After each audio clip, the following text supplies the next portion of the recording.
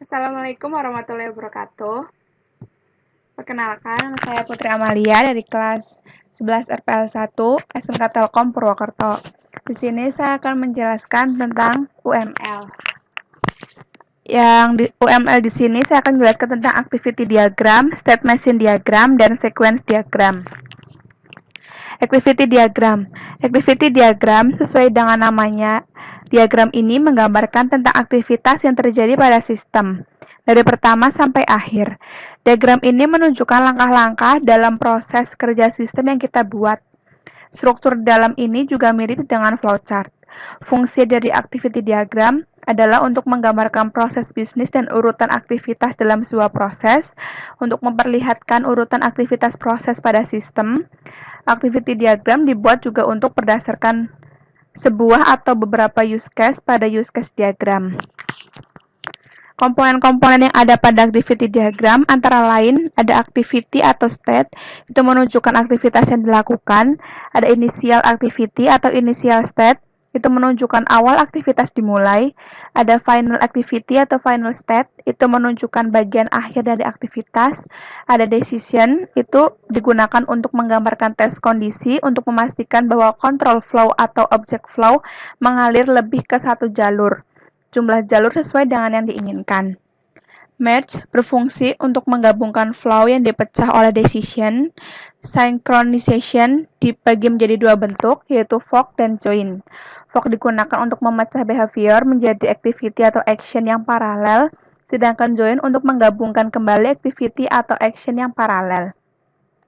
Swim lanes itu memecah activity diagram jadi baris dan kolom untuk membagi tanggung jawab objek-objek yang melakukan aktivitas. Transition untuk menunjukkan aktivitas selanjutnya setelah aktivitas sebelumnya. Terkadang keliru dalam penggunaan decision dengan fork. Notasi atau simbol activity diagram itu ada titik awal, ada titik akhir, ada activity, ada pilihan untuk pengambilan keputusan, ada fork untuk menunjukkan kegiatan yang dilakukan secara paralel, ada rect itu menunjukkan adanya dekomposisi, ada tanda waktu, ada tanda penerimaan, aliran akhir atau flow final.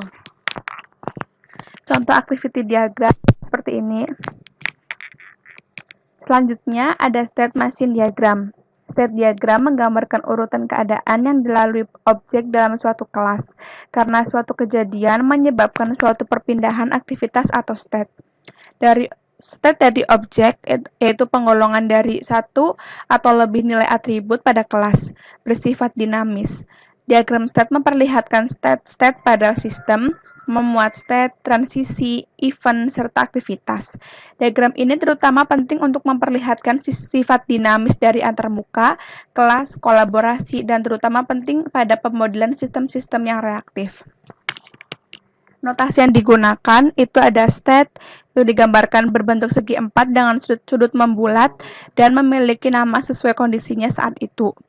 Ada titik awal atau start digunakan untuk menggambarkan awal dari kejadian dalam suatu diagram state chart.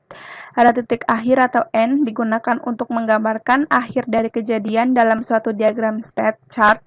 Ada guard yang merupakan syarat terjadinya transisi yang bersangkutan. Ada point digunakan untuk menggambarkan apakah akan masuk entry point ke dalam state atau akan keluar atau exit point. Ada event digunakan untuk mendeskripsikan kondisi yang menyebabkan sesuatu pada state. Fungsi dari diagram ini itu menspesifikasikan semua urutan yang mungkin dari pesan-pesan yang akan diterima objek tersebut bersama-sama dengan tanggapan atas pesan-pesan tersebut. Diagram state menggambarkan transisi dan perubahan keadaan suatu objek dalam sistem sebagai akibat dari stimuli yang diterima. Pada umumnya, diagram ini menggambarkan kelas tertentu. State diagram membantu analis, perancang, dan pengembang untuk memahami perilaku objek dalam sistem. Ini contoh dari state machine diagram. Selanjutnya ada sequence diagram. Sequence diagram itu menjelaskan interaksi objek yang disusun berdasarkan urutan waktu.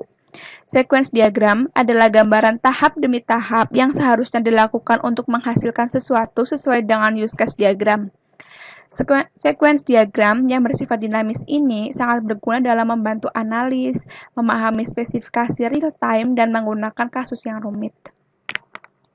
Notasi yang digunakan itu ada nama aktor atau nama aktor, ada objek, ada garis hidup objek, ada objek sedang aktif berinteraksi, ada pesan, ada create, ada masukan, keluaran, dan destroy. Fungsi dari sequence diagram itu yang pertama untuk mengkomunikasikan requirement kepada tim teknis, karena diagram ini dapat lebih mudah untuk kolaborasi menjadi model desain. Yang kedua, merupakan diagram yang paling cocok untuk mengembangkan model deskripsi use case menjadi spesifikasi desain. Yang ketiga, analisa dan desain memfokuskan pada identifikasi metode di dalam sebuah sistem. Sequence diagram biasanya dipakai untuk memodelkan deskripsi tentang sistem yang ada pada sebuah atau beberapa use case pada use case diagram yang menggambarkan hubungan antara aktor dan use case diagram. Logika dari metode itu ada operation, function, atau procedure. Ada logika dari service itu ada high level method. Komponen dari sequence diagram yang pertama adalah objek, adalah komponen yang digunakan sebagai objek-objek yang akan digunakan di dalam membuat diagram. Yang kedua ada stimulus, yaitu merupakan komponen yang menandai hubungan komunikasi antara dua buah objek. Yang ketiga ada komunikasi yang terjadi berupa pengiriman pesan atau message. Yang keempat ada self-stimulus, itu merupakan fungsi yang sama dengan stimulus, hanya saja pengiriman pesan dilakukan kepada dirinya sendiri atau objek itu sendiri, bukan antara objek. Yang kelima ada aktor, yaitu perwakilan dari orang luar, proses, atau hal yang berinteraksi dengan sistem, subsistem, maupun kelas. Istilah-istilahnya ada partisipan, yaitu objek yang terkait dengan sebuah urutan proses, ada lifeline, itu menggambarkan daur hidup sebuah objek, ada activation, itu suatu titik waktu di mana sebuah objek mulai berpartisipasi di dalam sebuah sequence, ada time, yaitu elemen penting dalam sequence diagram, konteksnya adalah urutan, bukan durasi. Ada return, itu suatu hasil kembalian sebuah operasi, tetapi boleh tidak ditulis jika tidak ada perbedaan dengan getternya. Ini contoh dari sequence diagram. Berikut demikian adalah penjelasan dari saya. Mohon maaf bila ada kata-kata yang salah. Sekian, terima kasih. Wassalamualaikum warahmatullahi wabarakatuh.